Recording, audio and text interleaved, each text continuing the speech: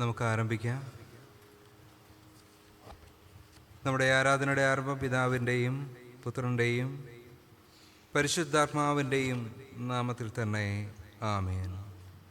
ക്രിസ്തു യേശു പാപികളെ രക്ഷിപ്പാൻ ലോകത്തിൽ വന്നു എന്നുള്ളത് വിശ്വാസ്യവും എല്ലാവരും അംഗീകരിപ്പാൻ യോഗ്യവുമായ വചനം തന്നെ. ആമേൻ. പ്രാർത്ഥിക്കുക. കരുണയും സ്നേഹവും നിറഞ്ഞ ഞങ്ങളുടെ സ്വർഗീയ പിതാവേ, കർത്താവേ, നല്ല നിമിഷങ്ങളെ ഓർത്ത് ഞങ്ങളങ്ങേക്ക് നന്ദി കരേറ്റുന്നു. ഈ വിശുദ്ധ ദിവസത്തിൽ ഞങ്ങൾക്ക് ഒരുമിച്ച് ഞങ്ങളുടെ ആലയത്തിൽ ആയിരിക്കാൻ, അങ്ങേ ആരാധിപ്പാൻ അങ്ങ് ഞങ്ങളെ സഹായിക്കുന്നുവല്ലോ. കർത്താവിൻ്റെ ദിവ്യമായ സാന്നിധ്യം ഞങ്ങളോട് കൂടെ ഈ നിമിഷങ്ങളിൽ ഇരിക്കുമാറാണമേ എന്നപേക്ഷിക്കുന്നു. ദൈവകൃപയിൽ ഞങ്ങളെ അവിടുന്ന് പരിപാലിക്കണമേ, വഴി നടത്തണമേ. കർത്താവിൻ്റെ ദിവ്യമായ സാന്നിധ്യത്തെ അനുഭവിച്ചറിയുവാനും അങ്ങേ ആത്മാവിനും സത്യത്തിലും ആരാധിപ്പാനും അങ്ങ് ഞങ്ങളുടെ ജീവിതത്തിൽ നൽകിയിരിക്കുന്ന എല്ലാവിധമായിട്ടുള്ള നന്മകളെ, സ്നേഹത്തെ, അങ്ങയുടെ ദിവ്യമായ പരിപാലനത്തെ ഒക്കെ ഓർത്ത് അങ്ങേക്ക് നന്ദി സ്തോത്രം കരയറ്റുവാൻ കർത്താവ് ഞങ്ങളെ അവിടുന്ന് സഹായിക്കണമേ, ശക്തീകരിക്കണമേ എന്നപേക്ഷിക്കുന്നു. പ്രാർത്ഥന കേൾക്കുന്ന കൃപയ്ക്കായി സ്തോത്രം. യേശു ക്രിസ്തുവിൻ്റെ ധന്യമുള്ള നാമത്തിൽ തന്നെ. ആമേൻ.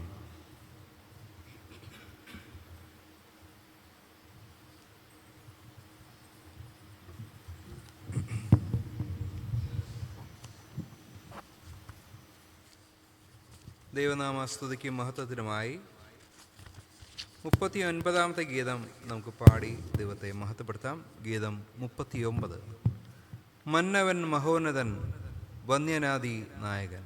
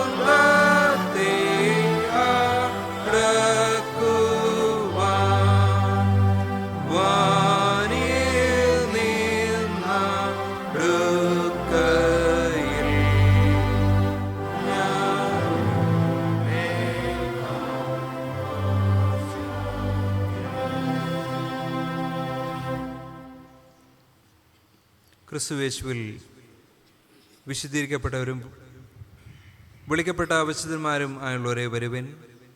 നമ്മെ നിർമ്മിച്ച യഹോവയുടെ മുമ്പിൽ മുട്ടുകുത്തി വണങ്ങി നമസ്കരിക്കുക. ഇസ്രായേലിന്റെ ദൈവമായ കർത്താവ് അനുഗ്രഹിക്കപ്പെട്ടവൻ.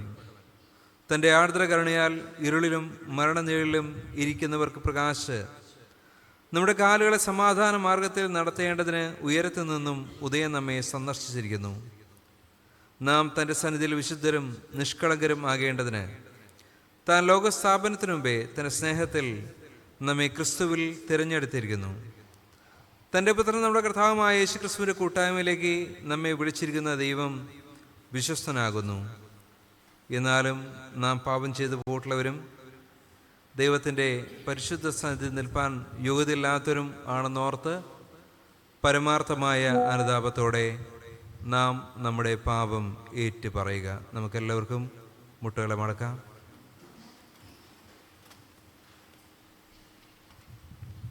നമ്മെ തന്നെ പൂർണ്ണമായിട്ട് ദൈവത്തിൻ്റെ സന്നിധിയിൽ സമർപ്പിക്കാം. കഴിഞ്ഞ ഒരാഴ്ചപ്പെട്ട കാലം മുഴുവൻ ദൈവത്തിൻ്റെ അളവറ്റ കരുണയും കാവലും കൂട്ടായ്മയും നമ്മോട് കൂടെയിരുന്നു. ദൈവം നമ്മെ പരിപാലിച്ചു വഴി നടത്തി. ദൈവത്തിൻ്റെ കൃപയും ദൈവത്തിൻ്റെ കരുതലും നമ്മോട് കൂടെയിരുന്നു. എന്നാൽ പലപ്പോഴും നമ്മുടെ ജീവിതത്തിൽ ദൈവത്തിൽ നിന്നകന്ന് നമ്മിൽ വന്നു പോയിരിക്കുന്ന എല്ലാവിധമായിട്ടുള്ള കുറ്റങ്ങളെയും കുറവുകളെയും നമുക്ക് ഈ സമയത്ത് ഓർക്കാം. ദൈവം നമ്മോട് മനസ്സലിയുന്നവനാണ്. ദൈവം കൃപാലുവാണ്. ദൈവത്തിൻ്റെ സന്നിധിയിലേക്ക് നാം മടങ്ങി വരണം എന്ന് ദൈവം ആഗ്രഹിക്കുന്നു. അതുകൊണ്ട് നമ്മെ തന്നെ പൂർണ്ണമായിട്ട് വിനയപ്പെടുത്തിക്കൊണ്ട് നമ്മുടെ എല്ലാ കുറവുകളെയും നമ്മുടെ എല്ലാ പോരായ്മകളെയും ദൈവത്തിന് മുമ്പാകെ ഈ സമയത്ത് നമുക്ക് ഏറ്റു പറയാം. പ്രാർത്ഥനയോടുകൂടി നമുക്ക് ആയിരിക്കാം.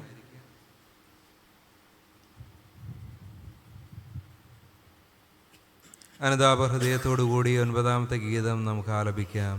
എഴുന്നു ഞാൻ.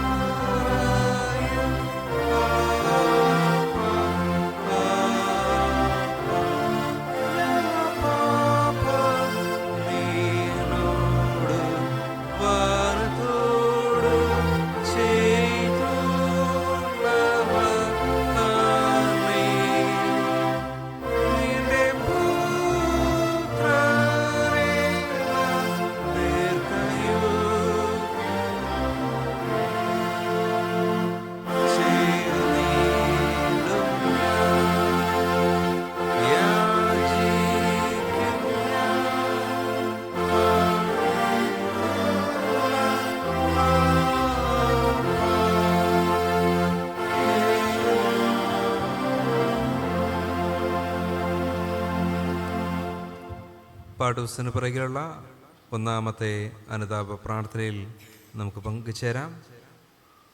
സർവശക്തനും അധികാരവാനുമായ പിതാവേ, ഞാൻ പിഴച്ച് കാണാതെ പോയ ആടിനെ പോലെ വഴിതെറ്റിപ്പോയിരിക്കുന്നു. ഞാൻ സ്വന്തം മോഹങ്ങളെയും ഉപായങ്ങളെയും അധികം അനുസരിച്ച് നടക്കുകയും പരിശുദ്ധമായ തിരുക്കൽപ്പന ലംഘിക്കുകയും ചെയ്തിരിക്കുന്നു. ചെയ്യേണ്ടത് ചെയ്യാതെയും അരുതാത്തത് ചെയ്തും പോയിരിക്കുന്നു. കർത്താവേ, നികൃഷ്ടപാപിയ എന്നോട് കരുണ ഉണ്ടാകണമേ. തിരുമുമ്പിൽ കുറ്റം സ്വീകരിക്കുന്ന എന്നെ രക്ഷിക്കണമേ. ദൈവമേ, ഞാൻ കർത്താവായ യേശു ക്രിസ്തു മുഖാന്തരം മനുഷ്യവംശത്തിൽ നൽകിയിട്ടുള്ള വാഗ്ദാനങ്ങളോർത്ത് എന്നെയും യഥാസ്ഥാനപ്പെടുത്തണമേ. മഹാകാരുണ്യവാനായ പിതാവേ, പരിശുദ്ധ നാമം മഹത്കരിക്കപ്പെടുമാറ് മേൽഭക്തിയോടും നീതിയോടും സുബോധത്തോടും കൂടെ ജീവിച്ചു വരുവാൻ ക്രിസ്തുവിനെ വിചാരിച്ച് എന്നെ തുണയ്ക്കണമെന്ന് ഞാൻ വണക്കമായി അപേക്ഷിക്കുന്നു. ആമേൻ.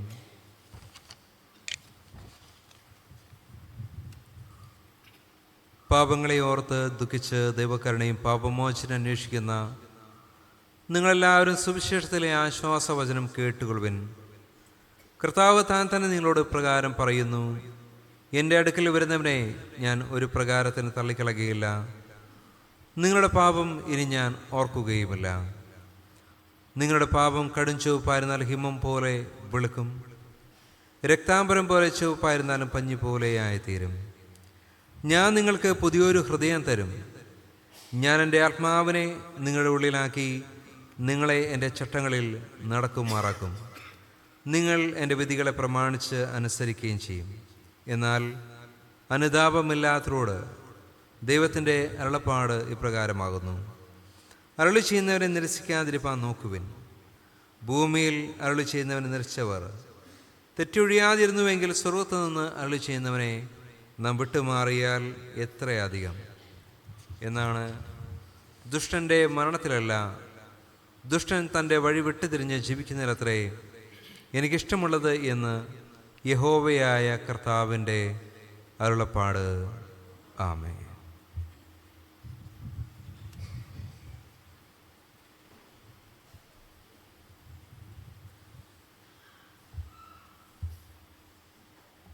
സ്തോത്രം അർപ്പിച്ച് നമുക്ക് പ്രാർത്ഥിക്കാം.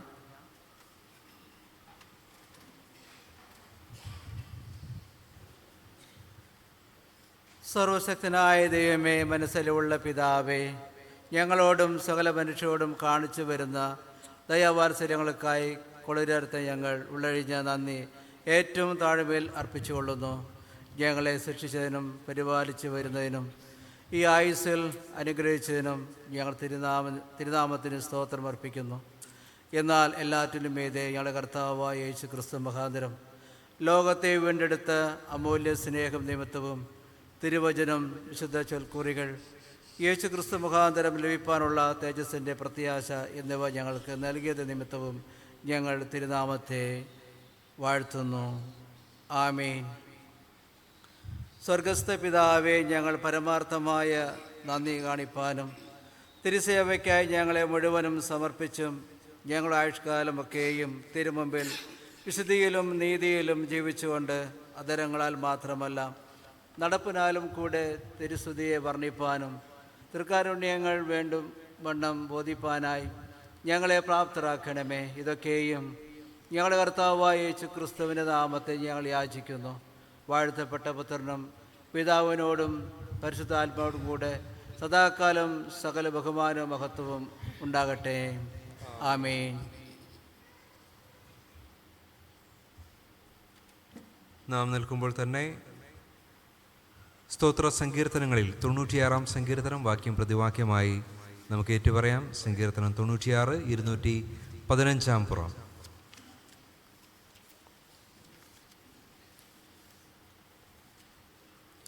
യഹോവയ്ക്ക് ഒരു പുതിയ പാട്ട് പാടുവിൻ. യഹോവയ്ക്ക് പാടി അവൻ്റെ നാമത്തെ വാഴ്ത്തുവിൻ. ജാതികളുടെ ഇടയിൽ അവൻ്റെ മഹത്വവും. യഹോവ വലിയവനും ഏറ്റവും സുസ്ഥിരമാകുന്നു. ജാതിയുടെ ദേവന്മാരൊക്കെയും മിഥ്യാമൂർത്തികളത്രേ. ബഹുമാനവും തേജസ്സും അവന് മുൻപിലും. ജാതിയുടെ കുലങ്ങളെ യഹോവയ്ക്ക് കൊടുപ്പിൻ. യഹോവയ്ക്ക് അവൻ്റെ നാമത്തിന് തക്ക മഹത്വം കൊടുപ്പിൻ. വിശുദ്ധ വസ്ത്രാലങ്കാരത്തോടെ യഹോവയെ നമസ്കരിപ്പിൻ. ആമേൻ. എല്ലാവർക്കും ഇരിക്കാം.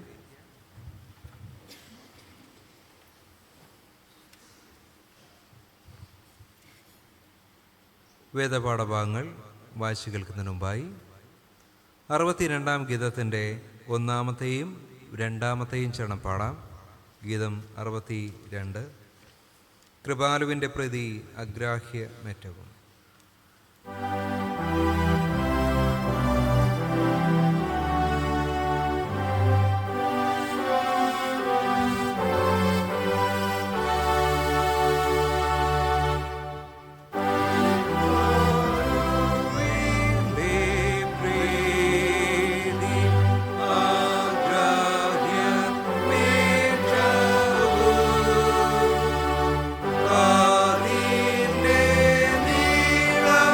We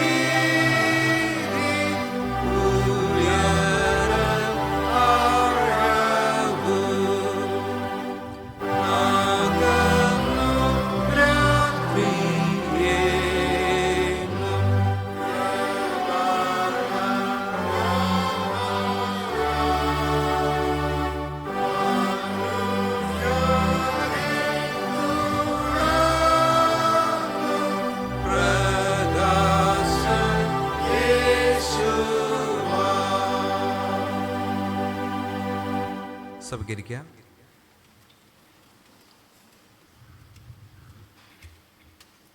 ഈ വിശുദ്ധ ദിവസത്തിൽ വായിക്കുവാൻ നിശ്ചയിച്ചിരിക്കുന്ന ദൈവവചനങ്ങൾ പഴയ നിയമത്തിൽ യെശയ്യാ പ്രവാചകന്റെ പുസ്തകം 35-ാം അധ്യായം 1 മുതൽ 10 വരെയും, പുതിയ നിയമത്തിൽ അപ്പോസ്തലനായ വിശുദ്ധ പൗലോസ് കൊരിന്ത്യർക്ക് എഴുതിയ 1-ാം ലേഖനം 4-ാം അധ്യായം 1 മുതൽ 5 വരെയുമാകുന്നു. പഴയ നിയമത്തിൽ യെശയ്യാ പ്രവാചകന്റെ പുസ്തകം 35-ാം അധ്യായം 1 മുതൽ 10 വരെയുള്ള ദൈവത്തിൻ്റെ വചനങ്ങൾ. മരുഭൂമിയും വരണ്ട നിലവും ആനന്ദിക്കും. നിർജ്ജന പ്രദേശം ഉല്ലസിച്ച് പനിനീർ പുഷ്പം പോലെ പൂക്കും. അത് മനോഹരമായി പൂത്ത് ഉല്ലാസത്തോടും ഘോഷത്തോടും കൂടെ ഉല്ലസിക്കും. ലെബനോന്റെ മഹത്വവും കർമ്മേലിൻ്റെയും ശാരോനിൻ്റെയും ശോഭയും അതിന് കൊടുക്കപ്പെടും. അവർ യഹോവയുടെ മഹത്വവും നമ്മുടെ ദൈവത്തിൻ്റെ തേജസ്സും കാണും. തളർന്ന കൈകളെ ബലപ്പെടുത്തുവിൻ, കുഴഞ്ഞ മുഴങ്കാലുകളെ ഉറപ്പിപ്പിൻ. മനോഭീതിയുള്ളവരോട് ധൈര്യപ്പെടുവിൻ, ഭയപ്പെടേണ്ട, ഇതാ നിങ്ങളുടെ ദൈവം. പ്രതികാരവും ദൈവത്തിൻ്റെ പ്രതിഫലവും വരുന്നു. അവൻ വന്ന് നിങ്ങളെ രക്ഷിക്കും എന്ന് പറവിൻ. അന്ന് കുരുടന്മാരുടെ കണ്ണ് തുറന്നു വരും, ചെകിടന്മാരുടെ ചെവി അടഞ്ഞിരിക്കുകയുമില്ല.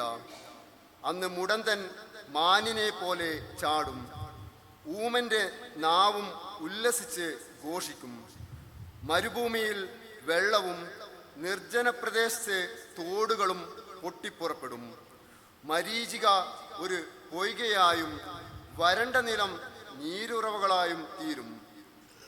കുറുക്കന്മാരുടെ പാർപ്പിടത്ത് അവ കിടന്ന സ്ഥലത്തു തന്നെ പുല്ലും ഓടയും ഞാങ്ങണയും വളരും. അവിടെ ഒരു പെരുവഴിയും പാതയും ഉണ്ടാകും. അതിന് വിശുദ്ധ വഴി എന്ന് പേരാകും. ഒരു അശുദ്ധനും അതിൽ കൂടി കടന്നു പോകുകയില്ല. അവൻ അവരോടുകൂടെ ഇരിക്കും. വഴിപോക്കർ ഭോഷന്മാർ പോലും വഴിതെറ്റിപ്പോകുകയില്ല. ഒരു സിംഹവും അവിടെ ഉണ്ടാകുകയില്ല, ഒരു ദുഷ്ടമൃഗവും അവിടെ കയറി വരികയില്ല. ആ വകയെ അവിടെ കാണുകയില്ല. വീണ്ടെടുക്കപ്പെട്ടവർ അവിടെ നടക്കും. അങ്ങനെ യഹോവയാൽ വീണ്ടെടുക്കപ്പെട്ടവർ മടങ്ങി ഉല്ലാസഘോഷത്തോടെ സിയോനിലേക്ക് വരും. നിത്യാനന്ദം അവരുടെ തലമേൽ ഉണ്ടായിരിക്കും. അവർ ആനന്ദവും സന്തോഷവും പ്രാപിക്കും. ദുഃഖവും നെടുവീർപ്പും ഓടിപ്പോകും. ഇവിടെ പഴയ നിയമ വേദഭാഗം വായിച്ച് അവസാനിച്ചു.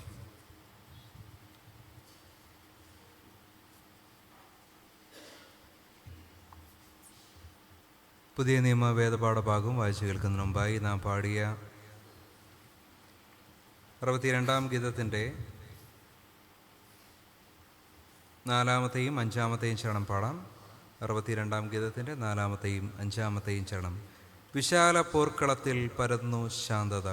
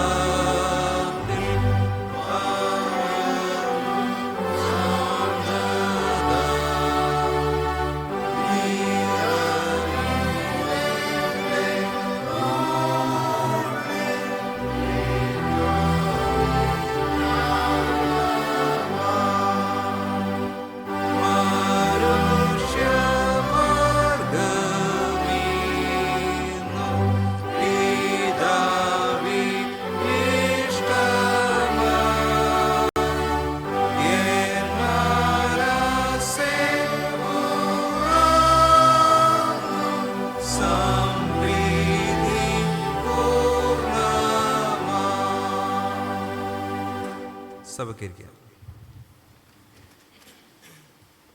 1 കൊരിന്ത്യർ 4-ാം അധ്യായം 1 മുതൽ 5 വരെ.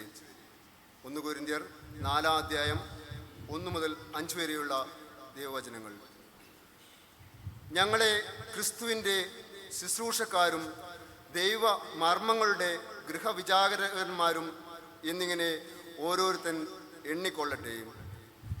ഗൃഹവിചാരകന്മാരിൽ അന്വേഷിക്കുന്നതോ അവർ വിശ്വസ്തരായിരിക്കണം എന്നത്രേ. നിങ്ങളോ മനുഷ്യർ കഴിക്കുന്ന വല്ല വിസ്താരത്തിലോ എന്നെ വിധിക്കുന്നത് എനിക്ക് എത്രയും ലഘുകാര്യം. ഞാൻ എന്നെ തന്നെ വിധിക്കുന്നതുമില്ല. എനിക്ക് യാതൊരു കുറ്റത്തെക്കുറിച്ചും ബോധമില്ലെങ്കിലും അതിനാൽ ഞാൻ നീതിമാൻ എന്ന് വരികയില്ല. എന്നെ വിധിക്കുന്നത് കർത്താവ് ആകുന്നു. ആകയാൽ കർത്താവ് വരുവോളം സമയത്തിനു മുമ്പേ ഒന്നും വിധിക്കരുത്. അവൻ ഇരുട്ടിൽ മറിഞ്ഞിരിക്കുന്നത് വെളിച്ചത്താക്കി ഹൃദയങ്ങളുടെ ആലോചനകളെ വെളിപ്പെടുത്തും. അന്ന് ഓരോരുത്തരും ദൈവത്തിങ്കൽ നിന്ന് പുകഴ്ച ഉണ്ടാകും. ഇവിടെ വായിക്കുവാനുള്ള ദൈവവചനങ്ങൾ വായിച്ച് അവസാനിച്ചിരിക്കുന്നു.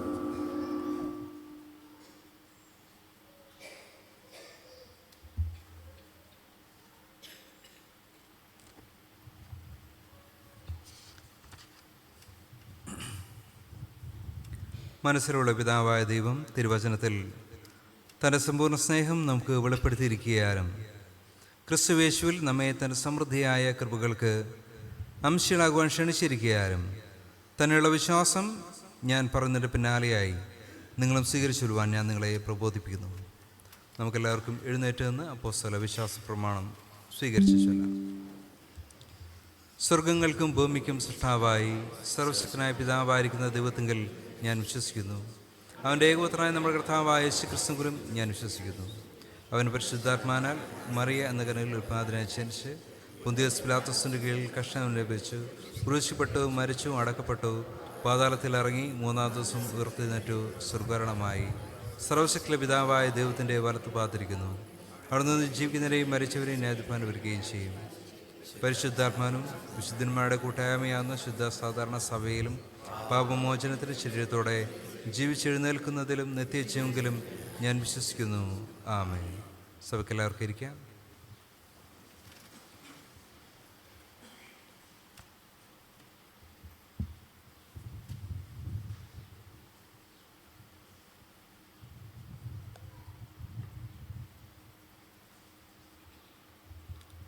സഭയോട് അറിയിപ്പാനായിട്ടുള്ള കാര്യങ്ങൾ.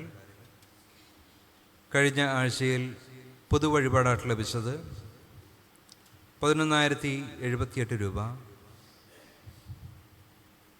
ജന്മദിന സ്വതന്ത്രദാനമായിട്ട് ലഭിച്ചത് 1,400 രൂപ.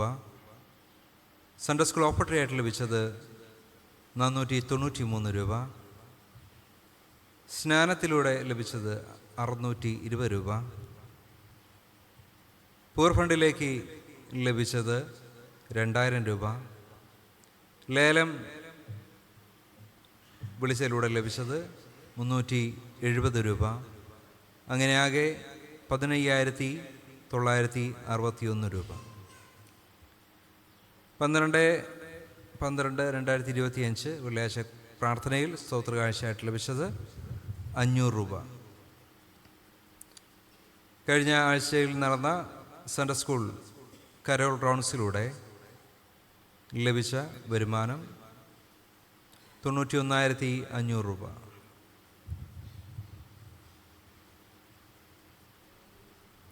ഇന്നത്തെ ആരാധനയ്ക്ക് ശേഷമുള്ള സ്നാക്സ് ഒരു കുടുംബം സ്പോൺസർ ചെയ്തിരിക്കുകയാണ്. പ്രിയപ്പെട്ട കുടുംബത്തോടുള്ള സഭയുടെ നന്ദിയും സ്നേഹവും ഞാൻ ഈ സമയത്ത് ദൈവനാമത്തിൽ അറിയിക്കുന്നു. കുടിശ്ശികൾ അടച്ചു തീർക്കാനുള്ളവർ എത്രയും പെട്ടെന്ന് അത് അടച്ചു തീർക്കണമെന്ന് ഈ സമയത്ത് അറിയിക്കുന്നു.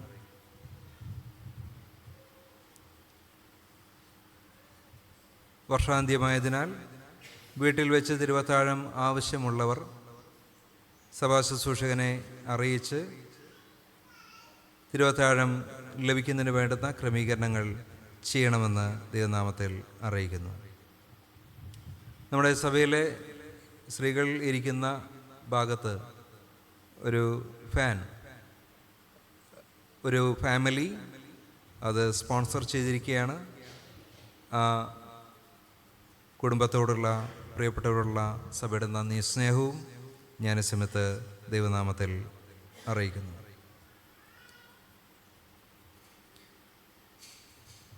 കുട്ടികൾക്ക് സമ്മാനം കൊടുക്കുന്നതുമായിട്ടുള്ള ബന്ധത്തിൽ മെമ്മോറിയൽ പ്രൈസുകൾ തരാൻ ആഗ്രഹിക്കുന്നവർ വരുന്ന ഞായറാഴ്ചയ്ക്കുള്ളിൽ അവരുടെ ആ ഗിഫ്റ്റ് സഭയിൽ എത്തിക്കണമെന്ന് ദൈവനാമത്തിൽ അറിയിക്കുന്നു. 21-ാം തീയതിയോടുകൂടി ഈ സമ്മാനങ്ങളെല്ലാം നമുക്ക് ക്രമീകരിക്കേണ്ടതായിട്ടുണ്ട്. അതുകൊണ്ട് 21-ാം തീയതിയോട് കൂടിയിട്ട് ഈ സമ്മാനങ്ങൾ നിങ്ങൾ ഏൽപ്പിക്കണമെന്ന് ദൈവനാമത്തിൽ അറിയിക്കുന്നു. നമ്മുടെ സിമിട്രിയിൽ സോളാർ ലൈറ്റുകൾ സ്ഥാപിക്കുവാനായിട്ട് താല്പര്യമുള്ള ആളുകൾ മുന്നോട്ട് കടന്നു വരണമെന്ന് അറിയിക്കുന്നു. കഴിഞ്ഞ ആഴ്ചകളിൽ ഇതുമായിട്ടുള്ള ബന്ധത്തിലുള്ള കാര്യങ്ങൾ അനൗൺസ് ചെയ്തിരുന്നു. 3500 രൂപയാണ് ഒരു ലൈറ്റ് സ്ഥാപിക്കുന്നതിന് വേണ്ടി വരുന്നത്. അതുകൊണ്ട് അതിന് താല്പര്യമുള്ള ആളുകൾ മുന്നോട്ട് കടന്നു വരണമെന്ന് അറിയിക്കുന്നു. മാത്രമല്ല, സിമിട്രി വൃത്തിയായിട്ട് സൂക്ഷിക്കുന്നതിന് വേണ്ടുന്ന എല്ലാ സഹകരണങ്ങളും എല്ലാ സഭാജനങ്ങളിൽ നിന്നും പ്രതീക്ഷിക്കുകയാണ്. പലരും അവരവരുടെ പ്രിയപ്പെട്ടവർ വിശ്രമിക്കുന്ന സ്ഥലത്ത്, ആ പ്രദേശത്ത് ഷീറ്റ് വിരിച്ച് അതിന് മേൽ മെറ്റലിട്ട് വൃത്തിയായിട്ട് സൂക്ഷിക്കുന്നുണ്ട്. അത് ആ ഭാഗങ്ങൾ അധികം പുല്ല് വരാതെ അത് വൃത്തിയായിട്ട് സൂക്ഷിക്കുന്നതിന് സാധ്യമാണ്. അതുകൊണ്ട് അങ്ങനെ ചെയ്യാൻ താല്പര്യമുള്ളവർക്ക് അങ്ങനെ ചെയ്യാം എന്ന കാര്യം കൂടി ഈ സമയത്ത് അറിയിക്കുന്നു.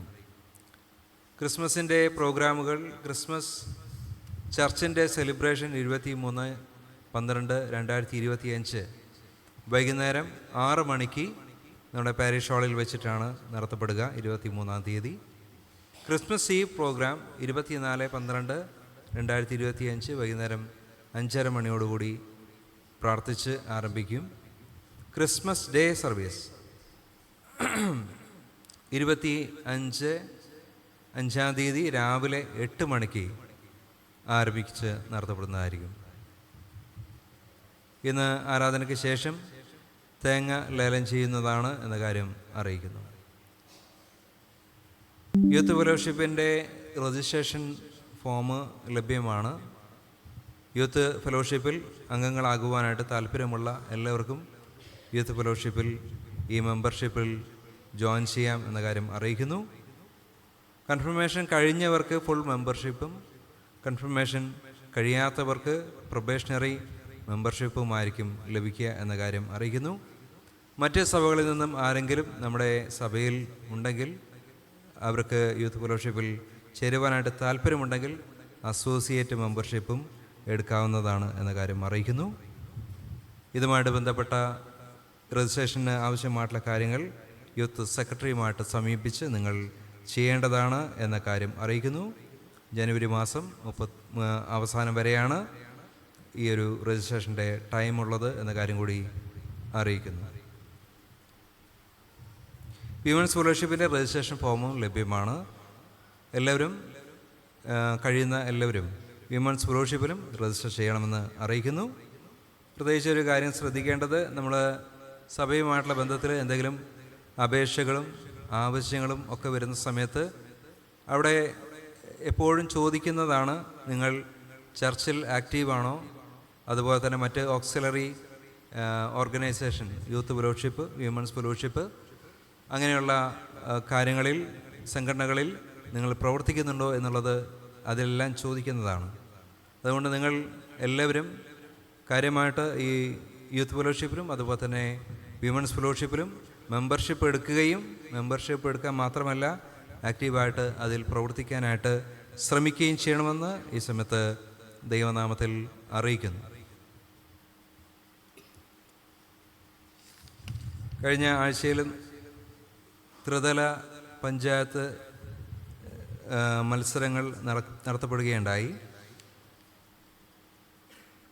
അതിൽ നമ്മുടെ സഭയിൽ നിന്ന് തിരുനാവായ ഗ്രാമപഞ്ചായത്തിൽ 14-ാം വാർഡിൽ നിന്ന് മത്സരിച്ച പാസ്റ്ററി കമ്മിറ്റി അംഗം കൂടിയായിട്ടുള്ള മിസ്സിസ് സവിത അനിൽ ജയിച്ചിരിക്കുന്നു. സഭയുടെ എല്ലാവിധമായിട്ടുള്ള അഭിനന്ദനങ്ങളും ഈ സമയത്ത് അറിയിക്കുന്നു. നമ്മുടെ സഭയിൽ നിന്ന് പല ആളുകളും ഇതിനു മുൻപും മുൻകാലങ്ങളിലും സാമൂഹ്യ രംഗങ്ങളിൽ പ്രവർത്തിച്ചിട്ടുണ്ട്. അത് നമ്മുടെ സമൂഹത്തിലുള്ള നമ്മുടെ സഭയുടെ ഒരു സാന്നിധ്യത്തിന് മുഖാന്തരമായി തീരുന്നു. എല്ലാവിധമായിട്ടുള്ള ഭാവങ്ങളും നേരുന്നു.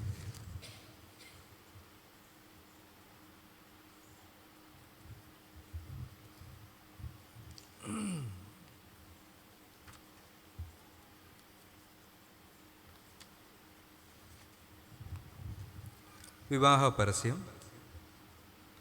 നമ്മുടെ സഭാംഗങ്ങളായ Mrs and Mr Shelton David Kothayath എന്നവരുടെ മകൻ സ്റ്റെവിൻ ഷെൽട്ടൺ എന്നവനും ഫറൂഖ് CSI ചർച്ച് സഭാംഗങ്ങളായ Mrs and Mr Bobby Simon Panayankad എന്നിവരുടെ മകൾ അലീന സൈമൺ P എന്നിവരും തമ്മിൽ നടക്കുവാനിരിക്കുന്ന വിവാഹം ഞാൻ 1-ാം പ്രാവശ്യവും നമ്മുടെ സഭാംഗങ്ങളായ Mrs and Mr Ranjith Arison Karat എന്നിവരുടെ മകൻ റെനിൻ ബെയ്ലി എന്നിവരും പരപ്പനങ്ങാടി CSI സഭാംഗങ്ങളായ Mrs and Mr Andrews Vijayan എന്നിവരുടെ മകൾ ആൻസിന ആൻഡ്രൂസ് എന്നിവളും തമ്മിൽ നടക്കുവാനുള്ള വിവാഹം ഞാൻ 3-ാം പ്രാവശ്യവും പ്രസിദ്ധം ചെയ്യുന്നു.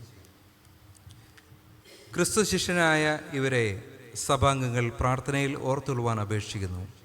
ഇവർ യോഗ്യമായ നിലയിൽ വിശുദ്ധ വിവാഹാവസ്ഥയിൽ പ്രവേശിപ്പാനും ക്രിസ്ത്യാനികൾക്ക് പറ്റിയ വിധത്തിൽ ജീവിതം നയിപ്പാനും ഒടുവിൽ നിത്യരക്ഷ പ്രാപിപ്പാനും ദൈവം ഇവർക്ക് കൃപ നൽകുമാറാകട്ടെ. എന്നാൽ ഇവർ വിശുദ്ധ വിവാഹാവസ്ഥയിൽ പ്രവേശിക്കാതിരിക്കേണ്ടതിന് വല്ല കാരണമാകട്ടെ, ന്യായമായ വല്ല തടസ്സമാകട്ടെ, നിങ്ങളിൽ ആർക്കെങ്കിലും അറിവുണ്ടെങ്കിൽ ആയത് തക്ക സമയത്ത് ബോധിപ്പിച്ച് കൊള്ളണം. അല്ലാത്ത പക്ഷം പിന്നത്തേതിൽ ആക്ഷേപിക്കാതിരിക്കുകയും വേണം. വിവാഹം കഴിപ്പാൻ നിശ്ചയിച്ചിരിക്കുന്നവർക്ക് വിവാഹാവസ്ഥയെ സ്ഥാപിച്ചിരിക്കുന്ന ദൈവം തന്നെ ക്രിസ്തു മുഖാന്തരം തൻ്റെ കൃപയും അനുഗ്രഹവും നൽകി ഇവരുടെ ഉദ്ദേശം സാധിപ്പിക്കുമാറാകട്ടെ. ആമേൻ.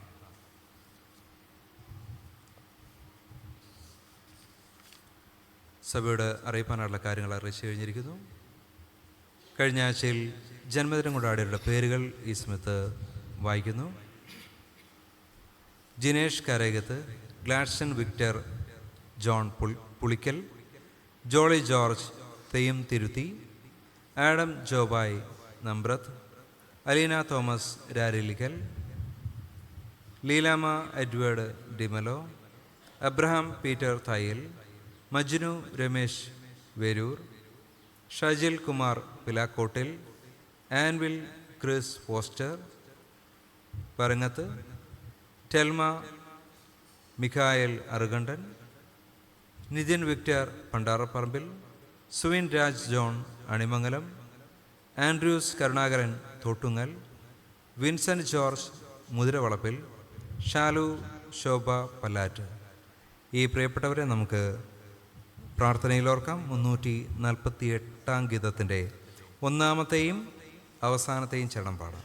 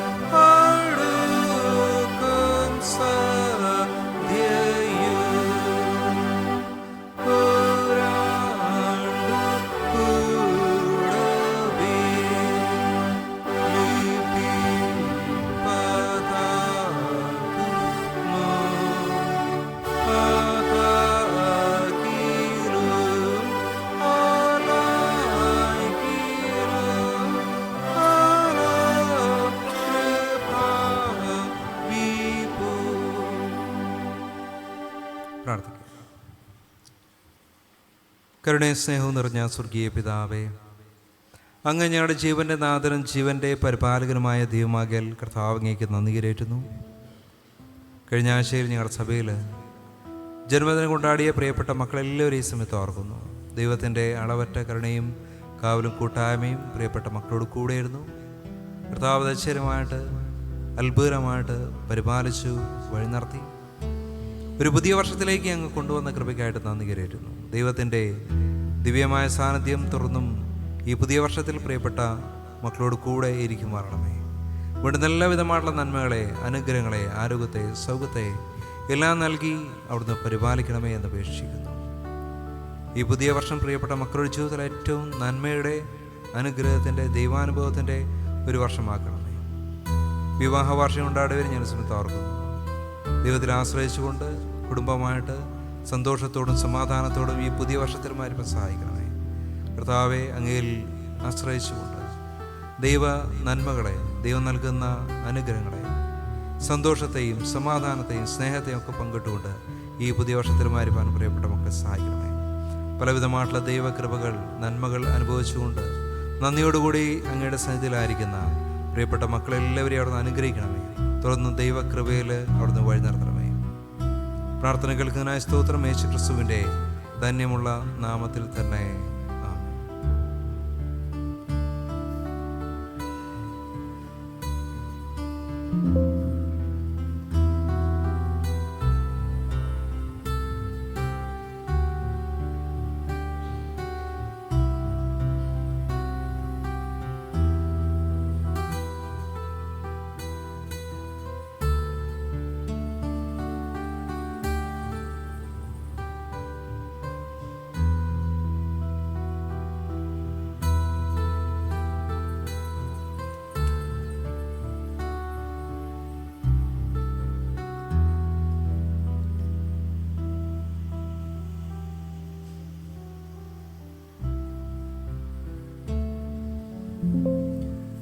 നമ്മുടെ കർത്താവായ യേശു ക്രിസ്തുവിൻ്റെ കൃപയും ദൈവത്തിൻ്റെ സ്നേഹവും പരിശുദ്ധാത്മാവിൻ്റെ കൂട്ടായ്മയും കാവലും നിങ്ങളോടുകൂടെ ഇന്നും എല്ലായ്പ്പോഴും ഉണ്ടായിരിക്കുമാറാകട്ടെ.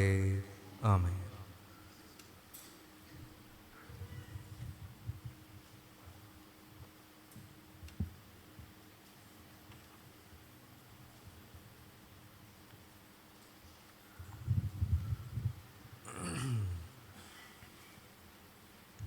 നമ്മുടെ വഴിപാടുകൾ ദേവസന്നിധിയിൽ സമർപ്പിക്കുമ്പോൾ 41-ാമത്തെ ഗീതം പാടാം. ഗീതം 41. നിന്നെ ഞാൻ എതിരേറ്റു കൈക്കൊള്ളുവതെങ്ങനെ, മനുഷ്യരുള്ള ചേറ്റ് പുരക്കി വന്നോനെ.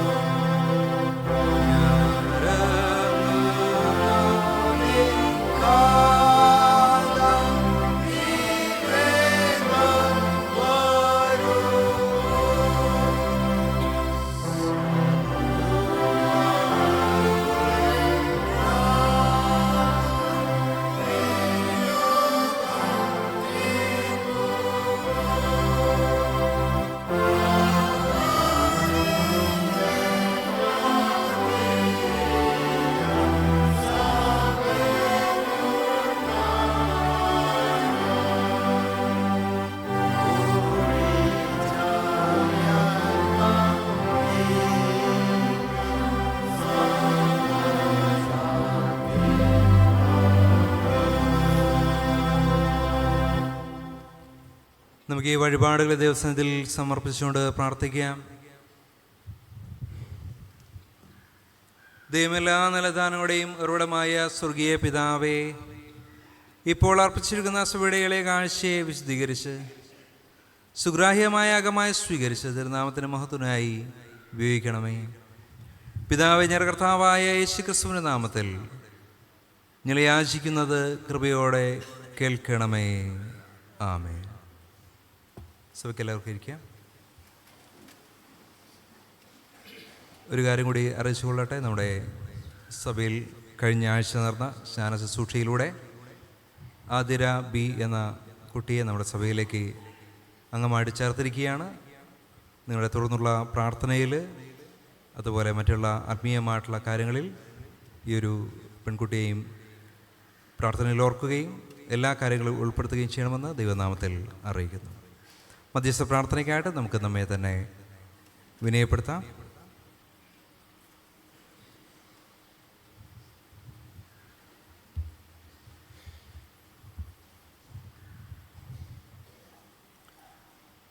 മധ്യസ്ഥ പ്രാർത്ഥനയ്ക്കായിട്ട് നമ്മുടെ ഹൃദയങ്ങളെല്ലാം ഒരുക്കാം. ഓരോരുവരും മറ്റുള്ളവർക്ക് വേണ്ടി പ്രാർത്ഥിക്കണമെന്ന് വിശുദ്ധ അപ്പോസ്തലന്മാർ മുഖാന്തരം നമ്മുടെ കർത്താവ് അരുളി ചെയ്തിരിക്കയാൽ നമുക്ക് പക്ഷപാതം ചെയ്ത് പ്രാർത്ഥിക്കാം. സാർവത്രിക സഭയ്ക്ക് വേണ്ടി നമുക്ക് പ്രാർത്ഥിക്കുക. സർവശക്തനും കാരുണ്യവാനുമായ ദൈവമേ, ഇയാളുടെ കർത്താവായ യേശുക്രിസ്തുവിൻ്റെ പിതാവേ, പ്രിയപുത്രനെ വിചാരിച്ച് തിരുസഭയെ കൃപയോടെ കടാക്ഷിക്കണമേ. തിരുവചനത്തിൽ അടങ്ങിയിരിക്കുന്ന ശക്തി, നിർമ്മലത എന്നിവയെ കാത്തുകൊള്ളുവാൻ സഹായിക്കണമേ. പരിശുദ്ധാത്മാവിൻ്റെ സഹായം നൽകി തിരുസഭയുടെ സാക്ഷ്യം സഫലമാക്കണമേ. അന്യമതസ്ഥർക്ക് വിശ്വാസവും മനസാന്തരവും നൽകുകയും ഇസ്രായേലിൻ്റെ ചിതറിപ്പോയ ആടുകളെ ചേർത്തുകൊള്ളുകയും ചെയ്യണമേ. ഞെരുക്കത്തിലും പീഡനങ്ങളിൽ ഇരിക്കുന്ന സഭകളെ ഞങ്ങൾ പ്രത്യേകമായി തിരുമുമ്പിൽ ഓർക്കുന്നു. ആ സഭകൾക്ക് ജ്ഞാനവും ബലവും ലോകത്തെ ജയിക്കുന്ന ജയമായ ആശ്വാസവും നൽകണമേ. ആമേൻ. കർത്താവെ, ഞങ്ങളെ കേൾക്കണമേ. നമ്മുടെ സഭയ്ക്ക് വേണ്ടിയും പ്രാർത്ഥിക്കുക. കർത്താവെ, ഞങ്ങളുടെ എല്ലാ മിഷൻ സംഘങ്ങളെയും സഭകളെയും ഐക്യസഭ മുഴുവനെയും അനുഗ്രഹിക്കണമേ.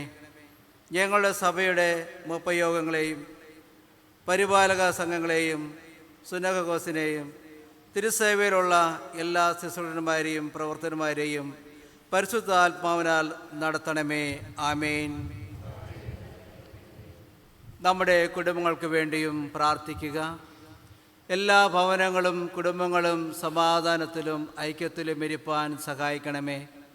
കുഞ്ഞുങ്ങളെയും വിദ്യാർത്ഥികളെയും പോറ്റി വളർത്തുവാൻ ഏർപ്പെട്ടിട്ടുള്ളവരുടെ പ്രയത്നങ്ങളെ അനുഗ്രഹിക്കണമേ.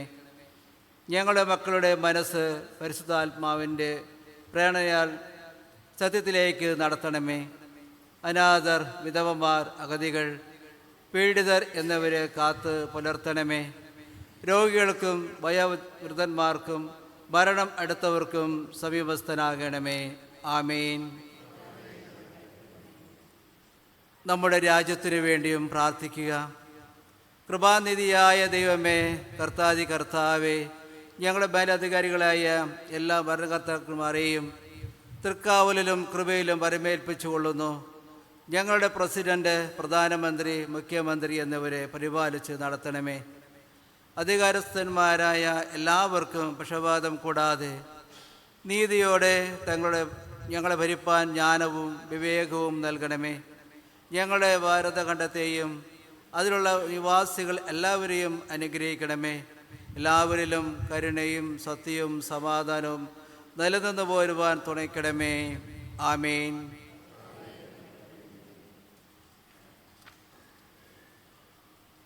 തിരുസഭയ്ക്ക് വേണ്ടിയും നമുക്ക് പ്രാർത്ഥിക്കുക. കർത്താവേ, തിരുസഭയെ ആത്മാവിൻ്റെ ഐക്യത്തിലും സമാധാനത്തിൻ്റെ ബന്ധത്തിലും ഞങ്ങളുടെ രാജ്യത്ത് പണിയണമേ. തിരുസഭയിൽ വന്നുപോയിട്ടുള്ള ഭിന്നതകൾ ഞങ്ങൾ ഓർത്ത് അനുതാപിപ്പാൻ ഞങ്ങളെ സഹായിക്കണമേ. ദിവ്യസത്യം അറിയുവാൻ ജ്ഞാനവും തിരുവിഷ്ടവും നിവർത്തിപ്പാൻ ധൈര്യവും സകലത്തെയും ജയിക്കുവാൻ സ്നേഹവും ഞങ്ങൾക്ക് നൽകണമേ. പിതാവേ, നീ പുത്രനോടും പരിശുദ്ധാത്മാവോടും കൂടെ സദാകാലവും ഏകദൈവമായി ഇരിക്കുന്ന പോലെ നിന്നെ ഞങ്ങളെല്ലാവരെയും ഒന്നാക്കണമേ. ആമേൻ. മതസ്ഥർക്ക് വേണ്ടി നമുക്ക് പ്രാർത്ഥിക്കാം. ഇന്നും ഇരുളിലും മരണത്തിൻ്റെ നിഴലിലും ഇരിക്കുന്ന എല്ലാവർക്കും പ്രകാശം നൽകണമേ.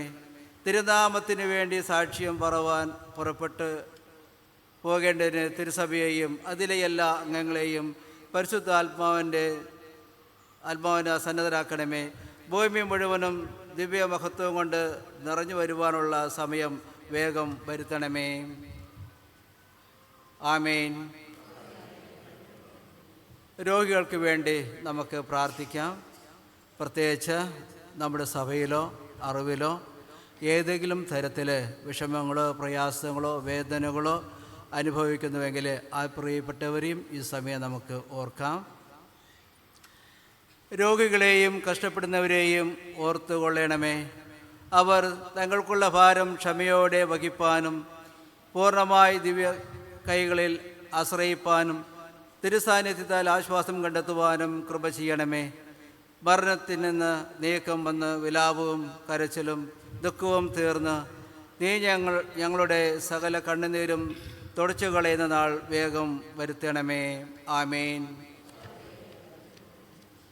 ദൂരസ്ഥരായ മിത്രങ്ങൾക്ക് വേണ്ടി നമുക്ക് പ്രാർത്ഥിക്കാം. ദൈവമേ, ഞങ്ങളുമായി സ്നേഹബന്ധത്തിലിരിക്കുന്ന എല്ലാവരെയും തിരുക്കരുണ കാവലിൽ വരമേൽപ്പിക്കുന്നു.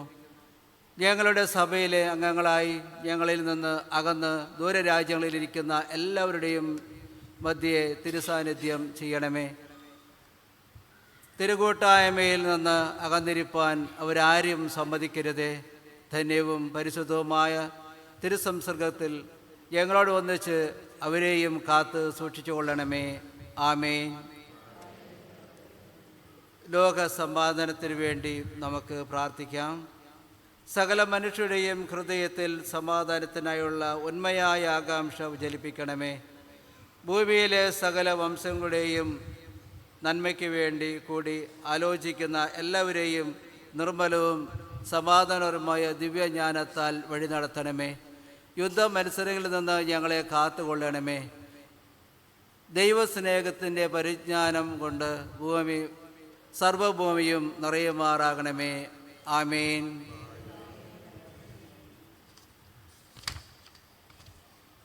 ഒടുവിൽ നമ്മുടെ മരണനാഴിക നമുക്ക് ഓർത്ത് പ്രാർത്ഥിക്കാം.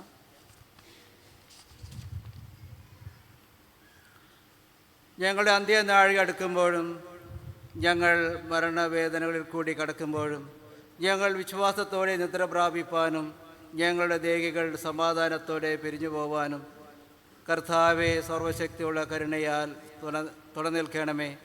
തിരുമുഖം കണ്ട് ആനന്ദിപ്പാനും സകല ദൂതന്മാരോടും തിരഞ്ഞെടുക്കപ്പെട്ട ദൈവമക്കളോടും ഒന്നിച്ച് തിരുനാമത്തെ എന്നെന്നും വാഴ്ത്തി സ്തുതിച്ചുകൊണ്ടിരിപ്പാനും ആ മഹാദിനത്തിൽ ഞങ്ങളെ തേജോപരാജയത്തിൽ ചേർത്ത് കൊള്ളണമേ. ആമേൻ.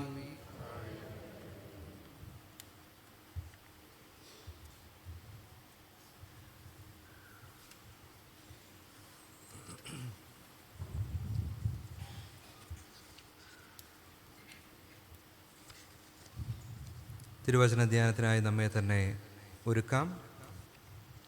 154 ഗീതത്തിൻ്റെ 1-ാമത്തെയും 2-ാമത്തെയും 6-ാമത്തെയും ചരണം പാടാം. 154 ഗീതത്തിൻ്റെ 1-ാമത്തെയും 2-ാമത്തെയും 6-ാമത്തെയും ചരണം. ശ്രവിക്കുക യേശുവിൻ മൊഴി വലഞ്ഞ പാപി.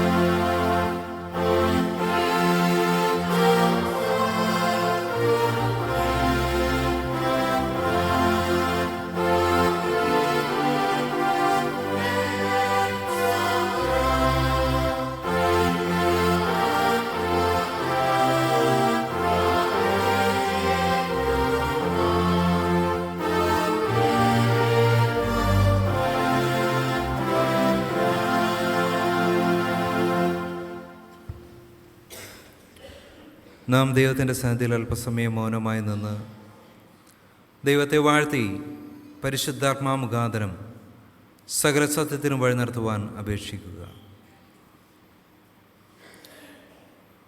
കരുണയും സ്നേഹവും നിറഞ്ഞ സ്വർഗീയ പിതാവേ, കർത്താവേ, ഈ വിശുദ്ധ ദിവസത്തിൽ ഞങ്ങൾക്ക് ഒരുമിച്ച് അങ്ങയുടെ ആലയത്തിൽ ആയിരിക്കാനും അങ്ങയെ സ്തുതിക്കുവാൻ, അങ്ങയെ ആരാധിപ്പാനും അങ്ങ് ഞങ്ങളെ സഹായിക്കുന്നുവല്ലോ. കർത്താവിൻ്റെ കൃപ ഞങ്ങളോട് കൂടെ ഈ നിമിഷങ്ങളിൽ ഇരിക്കുന്നതിനായിട്ട് നന്ദി കരേറ്റുന്നു. കർത്താവെ, അങ്ങയുടെ വചനത്തെ ഞങ്ങൾ ധ്യാനിക്കുമ്പോൾ കർത്താവെ, അങ്ങയുടെ വചനത്തിലൂടെ സഞ്ചരിക്കുവാൻ, അതിലെ ആഴങ്ങളെ ഗ്രഹിക്കുവാൻ കർത്താവെ ഞങ്ങളോടൊന്ന് സഹായിക്കണമേ. പ്രാർത്ഥന കേൾക്കുന്നതിനായ സ്തോത്രം. യേശു ക്രിസ്തുവിൻ്റെ ധന്യമുള്ള നാമത്തിൽ തന്നെ ആമേൻ. എല്ലാവർക്കും ഇരിക്കാം. ഒരു വിശുദ്ധ ദിവസം കൂടി നമുക്ക് ദൈവത്തിൻ്റെ സന്നിധിയിലായിരിക്കാൻ, ദൈവത്തെ ആരാധിപ്പാൻ, ദൈവം നമ്മെ സഹായിക്കുന്ന കൃപയോർത്ത് ദൈവത്തിന് നന്ദി കരേറ്റാം. ഇന്നത്തെ അല്പസമയത്തെ ചിന്തയ്ക്ക് വേണ്ടി നൽകപ്പെട്ടിരിക്കുന്ന ആധാരവചനം വിശുദ്ധ മത്തായി എഴുതിയ സുവിശേഷം 11-ാം അധ്യായം 1 മുതൽ 10 വരെയുള്ള വാക്യങ്ങൾ. മത്തായി എഴുതിയ സുവിശേഷം 11-ാം അധ്യായം 1 മുതൽ 10 വരെയുള്ള ദൈവത്തിൻ്റെ വചനങ്ങൾ. യേശു തൻ്റെ 12 ശിഷ്യന്മാരോട് കൽപ്പിച്ച് തീർന്ന ശേഷം അതത് പട്ടണങ്ങളിൽ ഉപദേശിപ്പാനും പ്രസംഗിപ്പാനും അവരെ അവിടെ നിന്ന് പുറപ്പെട്ടു പോയി. യോഹന്നാൻ കാരാഗൃഹത്തിൽ വെച്ച് ക്രിസ്തുവിൻ്റെ പ്രവൃത്തികളെക്കുറിച്ച് കേട്ടിട്ട് തൻ്റെ ശിഷ്യന്മാരെ അയച്ചു. വരുവാനുള്ളവൻ നീയോ, ഞങ്ങൾ മറ്റൊരുവനെ കാത്തിരിക്കുകയോ എന്ന് അവർ മുഖാന്തരം അവനോട് ചോദിച്ചു. യേശു അവരോട്, കുരുടൽ കാണുന്നു, മുടന്തർ നടക്കുന്നു, കുഷ്ഠരോഗികൾ ശുദ്ധരായിത്തീരുന്നു, ചെകിടർ കേൾക്കുന്നു, മരിച്ചവർ ഉയർക്കുന്നു, ദരിദ്രരോട് സുവിശേഷം അറിയിക്കുന്നു എന്നിങ്ങനെ നിങ്ങൾ കേൾക്കുകയും കാണുകയും ചെയ്യുന്നത് യോഹന്നാനെ ചെന്ന് അറിയിപ്പിൻ. എന്നാൽ എങ്കിൽ ഇടറിപ്പോകാത്തവൻ എല്ലാം ഭാഗ്യവാൻ എന്ന് ഉത്തരം പറഞ്ഞു. അവർ പോയ ശേഷം യേശു യോഹന്നാനെക്കുറിച്ച് പുരുഷാരത്തോട് പറഞ്ഞു തുടങ്ങിയത്, നിങ്ങൾ എന്ത് കാണുവാൻ മരുഭൂമിയിലേക്ക് പോയി? കാറ്റിനാൽ ഉലയുന്ന ഓടയോ? അല്ല, എന്ത് കാണുവാൻ പോയി? മാതൃ വസ്ത്രം ധരിച്ച മനുഷ്യനെയോ?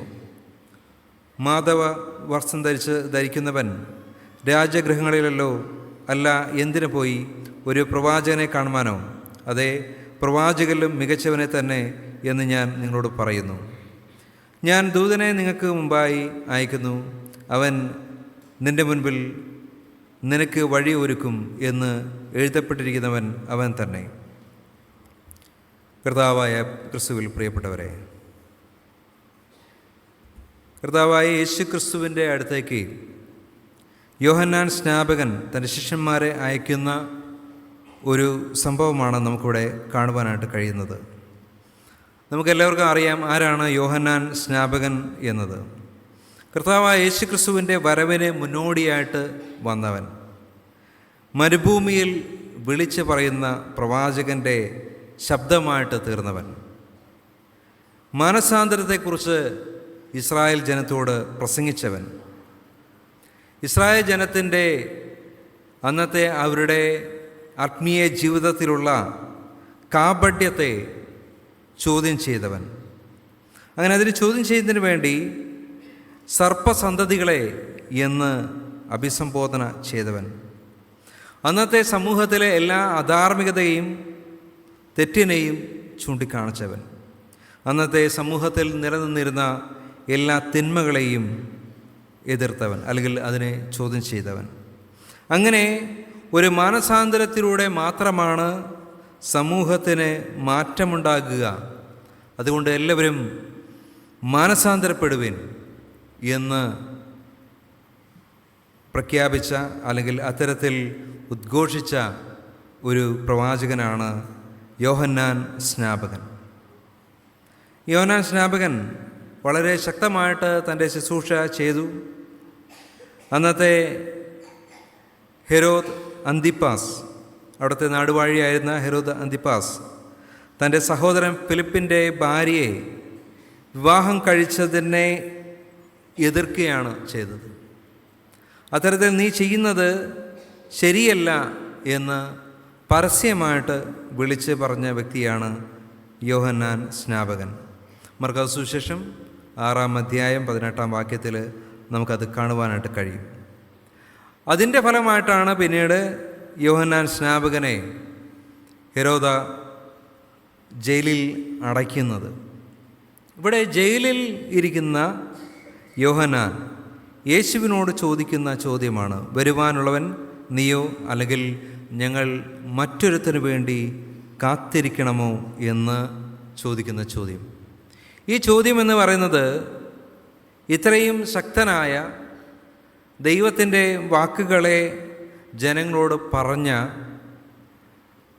ഈ ഒരു പ്രവാചകനിൽ നിന്നും അല്ലെങ്കിൽ യോഹന്നാനിൽ നിന്നും പ്രതീക്ഷ അറ്റ സമയത്ത് അല്ലെങ്കിൽ കടുത്ത നിരാശയുടെ അനുഭവത്തിൽ നിന്ന്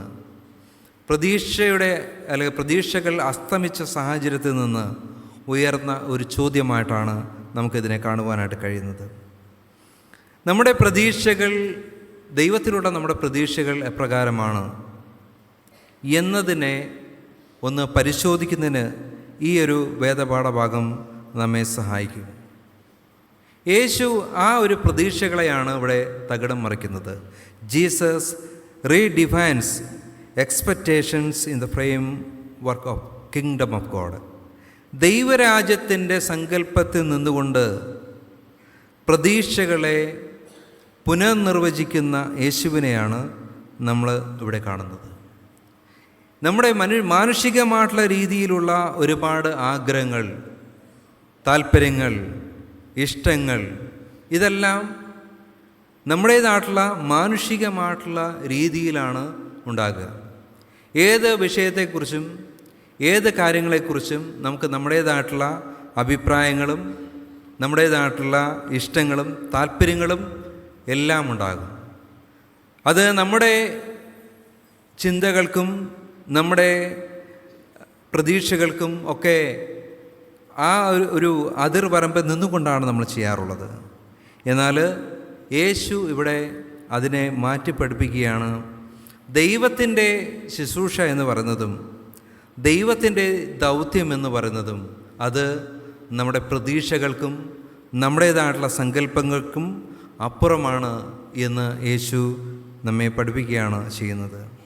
ഇവിടെ യേശുവിൻ്റെ ശുശ്രൂഷയെക്കുറിച്ചുള്ള ഒരു സംശയവും ചോദ്യവുമാണ് യോഹന്നാൻ ഇവിടെ ചോദിക്കുന്നത്.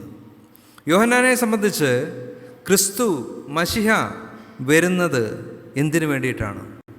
യോഹന്നാൻ്റെ പ്രസംഗങ്ങൾ നമുക്ക് കേൾക്കുവാനായിട്ട് കഴിയും. അതിൽ യോഹന്നാൻ പറയുന്നത് മരത്തിൻ്റെ ചുവട്ടിൽ കോടാലി വെച്ചിരിക്കുന്നു. ഒരു ന്യായവിധിയെക്കുറിച്ച്, ഫലം കായ്ക്കാത്ത വൃക്ഷങ്ങളെ നശിപ്പിക്കുന്ന, അതിനെ വെട്ടി തീയിലിട്ട് ചുട്ടുകളയുന്ന ഒരു ദൈവത്തിൻ്റെ വളരെ ക്രോധത്തെയും ആ ക്രോധത്തിൽ നിന്ന് ഉജ്ജ്വലിക്കുന്ന ഒരു ന്യായവിധിയും ഒക്കെയാണ് യോഹന്നാൻ പ്രസംഗിച്ചത് എന്ന് നമുക്കെല്ലാവർക്കും അറിയാം. എന്നാൽ യേശു വരുന്ന സമയത്ത് യേശുവിൻ്റെ പ്രവർത്തനങ്ങൾ വളരെ വിപരീതമായിട്ടാണ്. യോഹന്നാൻ പ്രതീക്ഷിച്ചത് അന്നുള്ള എല്ലാവിധമായിട്ടുള്ള സമൂഹത്തിലെ തിന്മകളെയും എല്ലാവിധമായിട്ടുള്ള അത്തരത്തിൽ തിന്മകൾ പ്രവർത്തിക്കുന്നവരെയും ശിക്ഷിക്കുന്ന, നശിപ്പിക്കുന്ന, അതിനെ തകിടം മറിക്കുന്ന, അല്ലെങ്കിൽ ദുഷ്ടതയെ മുഴുവൻ ഉന്മൂലനം ചെയ്ത് സമൂഹത്തിൽ ഒരു പുതിയ ക്രമമുണ്ടാക്കുന്ന ഒരു വ്യവസ്ഥിതിയെക്കുറിച്ച്, അങ്ങനെയുള്ള ഒരു മാറ്റത്തെക്കുറിച്ചാണ് യോഹന്നാൻ പ്രതീക്ഷിച്ചത്. അതുകൊണ്ട് അന്നത്തെ റോമൻ അധികാരത്തെയും അതുപോലെ തന്നെ ഹെരോദിയസിൻ്റെ അധികാരത്തെയും അന്നത്തെ ആത്മീയതയുടെ എല്ലാ കാപഢ്യത്തെയും ഒക്കെ ഇല്ലായ്മ ചെയ്യുന്ന, എല്ലാറ്റിനെയും നശിപ്പിക്കുന്ന ഒരു ദൈവത്തിൻ്റെ സംഹാരത്തെയാണ് യോഹന്നാൻ പ്രതീക്ഷിച്ചത് എന്ന് നമുക്കവിടെ കാണുവാനായിട്ട് കഴിയും. മാത്രമല്ല, യോഹന്നാൻ തടവറയിലാണ്. യോഹന്നാനെ വിടുവിക്കാനായിട്ട് ആരും ഇല്ലാത്തൊരവസ്ഥ. അത്തരത്തിലൊക്കെയുള്ള സാഹചര്യങ്ങൾ കണ്ടുകൊണ്ടാണ് യോഹന്നാൻ ചോദിക്കുന്നത്. എന്നാൽ യേശു അവിടെ പഠിപ്പിക്കുകയാണ് ചെയ്യുന്നത്, ദൈവത്തിൻ്റെ ദൗത്യം എന്ന് പറയുന്നത് പുനഃസ്ഥാപനമാണ്. അതൊരിക്കലും ഉന്മൂലനം ചെയ്യുന്നതല്ല, ദുഷ്ടന്മാരെ എന്നേക്കുമായിട്ട് അല്ലെങ്കിൽ വെറുക്കപ്പെട്ടവരെ, അറക്കപ്പെട്ടവരെ എന്നേക്കുമായിട്ട് നശിപ്പിക്കുന്നതോ ഇല്ലായ്മ ചെയ്യുന്നതോ അല്ല, മറിച്ച് മനുഷ്യനെ പുനഃസ്ഥാപിക്കുക എന്നുള്ളതാണ് ദൈവത്തിൻ്റെ ദൗത്യമെന്ന് പറയുന്നത്. അതുകൊണ്ട് തിന്മ ചെയ്യുന്ന ഒരു മനുഷ്യ സ്വഭാവം മനുഷ്യരിലെല്ലാവരും ഉണ്ട്. പാപത്തിന് യേശു എന്തിനാണ് ഈ ലോകത്തിലേക്ക് വന്നത്? പാപത്തിൽ അടിമപ്പെട്ട മനുഷ്യനെ വീണ്ടെടുക്കുന്നതിന് വേണ്ടിയിട്ടാണ്. അവനെ നശിപ്പിക്കുന്നതിന് വേണ്ടിയിട്ടല്ല, അവന് ശിക്ഷാവിധി കൊണ്ടുവരുന്നതിന് വേണ്ടിയിട്ടല്ല, മറിച്ച് പാപത്തിൽ നിന്നും അവനെ ഉദ്ധരിക്കുന്നതിന് വേണ്ടിയിട്ടാണ്. അതുകൊണ്ട് ഈ പാപത്തിൻ്റെ ഫലമായിട്ട് എല്ലാ മനുഷ്യരിലും ഇത്തരത്തിലുള്ള തിന്മയുടെ ഒരു സ്വഭാവം അവനിൽ വന്നിട്ടുണ്ട്. ഏറ്റവും അവൻ്റെ ഉള്ളിൻ്റെ ഉള്ളിൽ രൂഢമൂലമായിരിക്കുന്ന മൃഗീയമായ വാസനയും അല്ലെങ്കിൽ തെറ്റുകളും തിന്മകളും ചെയ്യുവാനായിട്ടുള്ള ഒരു മനോഭാവവും ഒക്കെ സ്വാഭാവികമായിട്ട് മനുഷ്യൻ്റെ ഉള്ളിൽ ഉള്ളതാണ് എന്നുള്ളതാണ്. എന്നാൽ അതുകൊണ്ട് ആ മനുഷ്യനെ എന്നേക്കുമായിട്ട് നശിപ്പിക്കുകയല്ല, മറിച്ച് അവനെ വീണ്ടെടുക്കുക എന്നുള്ളതാണ്, അവനെ വിടുവിക്കുക എന്നുള്ളതാണ്, അവനെ യഥാസ്ഥാനപ്പെടുത്തുക എന്നുള്ളതാണ് ദൈവത്തിൻ്റെ ദൗത്യം എന്ന് പറയുന്നത്. എന്നേക്കുമായിട്ട് നശിപ്പിക്കുക, ശത്രുക്കളെ സംഹരിക്കുക, വെറുക്കപ്പെട്ടവരെ ഇല്ലായ്മ ചെയ്യുക എന്ന് പറയുന്നത് അത് ഈ ലോകത്തിലെ അധികാര വർഗത്തിൻ്റെ ഒരു പ്രവണതയാണ്, അവരുടെ സ്വഭാവമാണ്. അതുകൊണ്ടാണ് ഹെരോദ് അന്തിപ്പാസ് യോഹന്നാനെ കൊല്ലുവാനായിട്ട് ഇടയായിത്തീർന്നത്. കാരണം തനിക്കെതിരെ ശബ്ദിച്ചവൻ്റെ ശബ്ദം ഇനി വേണ്ട എന്ന് ആ അധികാര പദവിയിൽ ഇരുന്നു കൊണ്ട് അദ്ദേഹം ചിന്തിക്കുകയും ആ അധികാരം ഉപയോഗിച്ച് അവനെ ഇല്ലായ്മ ചെയ്യുവാനായിട്ട് ശ്രമിക്കുകയും ചെയ്തു. അതാണ് നമുക്ക് ഹെരോദിൽ കാണുന്നത്. എന്നാൽ യേശു എന്ന് പറയുന്നത് മനുഷ്യൻ്റെ ഈ പാപ സ്വഭാവത്തെ അവനിൽ നിന്നും മാറ്റുക, അവനെ പുതിയ മനുഷ്യനാക്കി തീർക്കുക, അവനെ വീണ്ടെടുക്കുക എന്നുള്ളതാണ്. ഇത് എന്ന് പറയുന്നത് ദൈവത്തിൻ്റെ ഒരു രക്ഷണ്യ ദൗത്യത്തിൻ്റെ ഒരു പ്രത്യേകതയാണ്. അവനെ പാപിയായിരിക്കുമ്പോൾ പാപമാണ് അവനെ നശിപ്പിച്ചത്, അവനില്ലാതാക്കിയത്, അല്ലെങ്കിൽ ഈ തിന്മകളെല്ലാം ചെയ്യിച്ചത്. അവനിൽ നിന്നും ആ പാപത്തെ മോചിപ്പിക്കുക, അല്ലെങ്കിൽ ആ പാപത്തിൽ നിന്നും അവന് മോചനം നൽകുക, അവന് സൗഖ്യം നൽകുക, അവനെ പുതിയ മനുഷ്യനായിട്ട് രൂപാന്തരപ്പെടുത്തുക. ഇതാണ് ദൈവം. അതിനുവേണ്ടി ദൈവം എത്രത്തോളം നമ്മിലേക്ക് ഇറങ്ങി വരുവാനും എത്രത്തോളം നമ്മോട് ക്ഷമ കാണിക്കുവാനും നമ്മോട് കൃപാലുവാകുവാനും ദൈവം സന്നദ്ധനാണ്. അതുകൊണ്ട് ദൈവത്തിൻ്റെ കൃപ എന്ന് പറയുന്നത് അത് വലിയ ഇതാണ്. ദൈവത്തിൻ്റെ ക്ഷമ എന്ന് പറയുന്നത് ദീർഘക്ഷമയാണ് എന്ന് നമുക്ക് കാണുവാൻ സാധിക്കും. അതുകൊണ്ട് ദുഷ്ടൻ്റെ മരണത്തിലല്ല, ദുഷ്ടൻ തൻ്റെ വഴി വിട്ട് തിരിഞ്ഞ് ജീവിക്കുന്നതിലത്രേ എനിക്കിഷ്ടമുള്ളത് എന്ന് കർത്താവ് പറയുവാനായിട്ട് ഇടയായിത്തീർന്നത്. അതുകൊണ്ട് നമ്മുടെ ജീവിതത്തിൽ ഈ ദൈവത്തിൻ്റെ ഈ സ്നേഹത്തെ, ദൈവത്തിൻ്റെ കൃപയെ, നമ്മിലേക്ക് ഒഴുകുന്ന ഈ കൃപയാണ് നമ്മൾ മനസ്സിലാക്കേണ്ടത്. പലപ്പോഴും യേശു അന്ന് ഇത്തരത്തിലുള്ള സാമൂഹ്യമായിട്ടുള്ള എല്ലാവിധമായിട്ടുള്ള തിന്മകളെയും അതിനെതിരെയാണ് യേശു പ്രവർത്തിച്ചത്. അന്ന് രോഗികളെ സൗഖ്യമാക്കി, കുരുടന്മാരെ സൗഖ്യമാക്കി, കുഷ്ഠരോഗികളെ സൗഖ്യമാക്കി, മരിച്ചവരെ ഉയർത്തെഴുന്നേൽപ്പിച്ചു. അവൻ പാപികളോട് കൂടെ നടന്നു, ചുങ്കക്കാരോട് കൂടെ നടന്നു, അങ്ങനെ സമൂഹത്തിൽ അറക്കപ്പെട്ട എല്ലാവരുടെ കൂടെ നടന്നു. അപ്പോൾ അന്ന് രോഗികളെന്ന് പറയുന്നത് ഈ ജന്മന കുരുടരായിട്ടുള്ള ആളുകൾ, അവർ ശപിക്കപ്പെട്ടവരാണ്, അവർ ദൈവത്തിൽ നിന്ന് അകന്നവരാണ്. അതുകൊണ്ട് അവരെ ശപിക്കപ്പെട്ടവരായിട്ട് പരിഗണിച്ചിരുന്നു. അത് സമൂഹത്തിൽ നിന്ന് അവരെ മാറ്റി നിർത്തിയിരുന്നു. അപ്പോൾ അവർക്കുള്ള സൗഖ്യം എന്ന് പറയുന്നത് ശാരീരികമായിട്ടുള്ള സൗഖ്യം മാത്രമല്ല, മറിച്ച് അവരുടെ ആത്മീയമായിട്ടുള്ള സൗഖ്യം, സമൂഹം അവരെ അറുക്കപ്പെട്ടവരായിട്ട് കാണുകയും അവരെ മാറ്റി നിർത്തുകയും ചെയ്തിരുന്നു. എന്നാൽ അത്തരത്തിലുള്ള ആളുകളെ സൗഖ്യപ്പെടുത്തിക്കൊണ്ട് യേശു അത്തരത്തിലുള്ള ആളുകളെ കാണുന്ന സമയത്ത് അവരെ കാണുകയും അവരോട് മനസ്സിലാക്കുകയും കുഷ്ഠരോഗിയെ തൊടുകയും അവരെ സൗഖ്യമാക്കുകയും അന്ന് നിലനിന്നിരുന്ന എല്ലാ തരത്തിലുമുള്ള ഇത്തരത്തിലുള്ള എല്ലാ അശുദ്ധിയെയും, അന്ന് മനുഷ്യരെ ഇപ്രകാരം അശുദ്ധനെന്നും വിശുദ്ധനെന്നും വേർതിരിച്ചിരുന്നു. അപ്പോൾ ഇത്തരത്തിൽ രോഗികളായിട്ട് കഴിയുന്നവരെ ശപിക്കപ്പെട്ടവരായും അതുപോലെ തന്നെ അശുദ്ധരായിട്ടും കണക്കാക്കിയിരുന്നുവെങ്കിൽ യേശു അവരോട് മനസ്സറിയുന്നു, യേശു അവരെ സ്നേഹിക്കുന്നു, യേശു അവരെ തൊടുന്നു, അവർ അസ്പർശരായിരുന്നു, എന്നാൽ അത്തരത്തിലുള്ളവരെ യേശു തൊട്ട് സൗഖ്യമാക്കുന്നു. ഇങ്ങനെ സമൂഹത്തിൽ എങ്ങനെയാണോ ഈ തിന്മ നിറഞ്ഞ സമൂഹം മനുഷ്യനെ ദ്രോഹിച്ചത്, അവനെ മാറ്റി നിർത്തിയത്, അവനെ പരമാവധി ചൂഷണം ചെയ്തത്, അവിടെയൊക്കെ കർത്താവ് ഇറങ്ങിച്ചെന്ന് അവരോട് കൂടെ നടന്ന് അവരെ സ്നേഹിച്ച് അവർക്ക് ദൈവത്തിൻ്റെ സ്നേഹത്തെ നൽകി അവരോട് കൂടെ ഇരുന്ന് അവരെ തൊട്ട് സൗഖ്യമാക്കി. യേശു ചുങ്കക്കാരോടും പാപികളോടും കൂടെ നടന്നതായിട്ട് നമുക്കറിയാം. യേശുവിനെ കുറിച്ച് ചോദ്യം ചെയ്യുന്നവർ അല്ലെങ്കിൽ യേശുവിനെ പരിഹസിക്കുന്നവർ പറയുന്നത് അവൻ ചുങ്കക്കാരോടും പാപികളോടും കൂടെ നടക്കുന്നുവെന്നാണ്. അങ്ങനെ സമൂഹം അറക്കപ്പെട്ടവരായിട്ട് മാറ്റി നിർത്തിയ ആളുകളോട് കൂടെയൊക്കെ നടക്കുന്ന ഒരു കർത്താവിനെ, അവരെ സ്നേഹിക്കുന്ന, അവരെ വീണ്ടും പുനഃസ്ഥാപിക്കുന്ന, അവരെ സൗഖ്യപ്പെടുത്തുന്ന ഒരു കർത്താവിനെയാണ് നമ്മൾ കാണുന്നത്. അതുകൊണ്ട് ദൈവത്തിൻ്റെ പ്രവൃത്തി എന്ന് പറയുന്നത് വളരെ വ്യത്യസ്തമാണ്. അത് വീണ്ടെടുപ്പിൻ്റെ ഒരു ദൗത്യമാണ്, പുനഃസ്ഥാപനത്തിൻ്റെ ദൗത്യമാണ്.